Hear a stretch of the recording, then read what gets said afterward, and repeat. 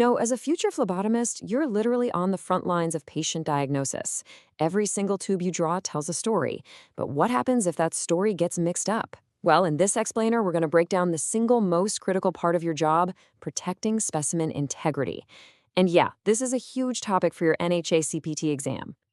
So, to really get why your role is so vital, let's kick things off with a question. It really gets to the heart of the matter. The answer might actually surprise you, and it's definitely something you're going to want to know for your exam. And the answer? It's a real eye-opener. Most errors, they happen in the pre-examination phase. That's your world. Before a sample even gets close to a fancy lab machine, the accuracy of the result is already in your hands. It all comes down to the care you take right there, at the patient's bedside. To make sure you're totally ready, we're going to follow the entire journey of a specimen. We'll start with patient ID, then get into the nitty-gritty of bedside collection. We'll cover the challenges of transport, look at the race against the clock in the lab, and then we'll wrap up with your crucial role in ethics and data security. All right, let's dive in. First things first. The journey of every single sample starts with one non-negotiable step: positive patient identification. Seriously, think of it like the first domino. If you get this right, you stop a whole chain of potential errors right in its tracks. So, meet your new best friend in preventing mix-ups, the simple barcode. This little thing is an absolute powerhouse. It basically creates a digital handshake between the patient, their test order, and the tube you're holding. A quick scan completely eliminates the risk of typos from someone trying to type it all in by hand. It makes sure the right test gets done on the right person every single time.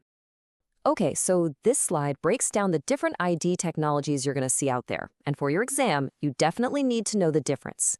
The standard barcode, that's your 1D, it's your basic ID.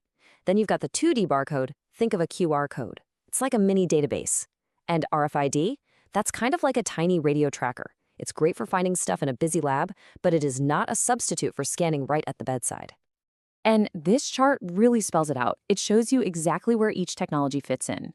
Linear barcodes are the workhorses for wristbands and labels. 2D barcodes pack in way more info when you need it. And RFID is the go-to for tracking things as they move around. The big takeaway here? Knowing which tool is for which job is an absolute must for your exam. Let's move on to the part of the job where you're really hands-on, the collection itself. This is where following the rules isn't just a suggestion, it's a critical step that directly protects the sample and, more importantly, the patient. Now, this isn't just a suggested workflow. Think of it as a safety net, where every step is designed to prevent mistakes. You scan the patient, the system tells you which tubes you need, you scan the tubes to confirm the match, print the labels, and boom, stick them on right away. It's what we call a closed-loop system, and it makes it incredibly hard to get it wrong. This whole process, this closed-loop system, it's a total game changer. It digitally locks the patient, their order, and the tube together right then and there. This is your #1 weapon against the risk of misidentification. Your skill with the Laboratory Information System, or LIS, is just as important as your skill with a needle. So here are a few golden rules.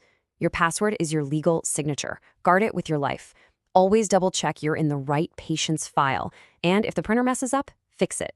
Never, ever handwrite a label. That just defeats the entire purpose of the safety system. Okay, so you've collected and labeled the sample perfectly. Awesome. But the journey's not over. Getting it to the lab is the next big hurdle. And honestly, what happens in transit is just as important as the draw itself. Now, this looks almost too simple to even matter, but trust me, it's a huge deal. Just keeping your tubes upright with a cap facing up is a small habit that prevents a shocking number of problems down the line. And here's the science behind it. Keeping tubes upright helps clots form correctly, it stops cells from mixing where they shouldn't, and it makes it way safer to open the tube in the lab. It even prevents hemolysis. That's when red blood cells break down, which can happen if the sample is just sloshing around. It's such a tiny action, but it has massive benefits. Now, if a sample has to be shipped, you have to know the triple packaging protocol for UN 3373 substances inside and out. This is a big topic on the exam, so just remember the 3 layers. The tube itself with something to absorb any leaks, a sealed secondary container, and a sturdy outer box with all the right labels. Think of this checklist as your pre-flight check for shipping samples. Is there enough absorbent material? Is the box strong enough? Are the labels perfect? And here's a big one. Is the person packing it actually certified to do so? You can bet that any one of these could pop up as a question on your exam. The second that sample arrives in the lab, the race is on. This is a race against chemistry, and every single minute counts. Let's break down why getting that sample processed quickly is a total make or break for getting accurate results. If you remember just one number from this section, make it this one: 2 hours. That's the golden rule for so many tests. It's the absolute maximum time you have to separate the liquid part of the blood from the cells.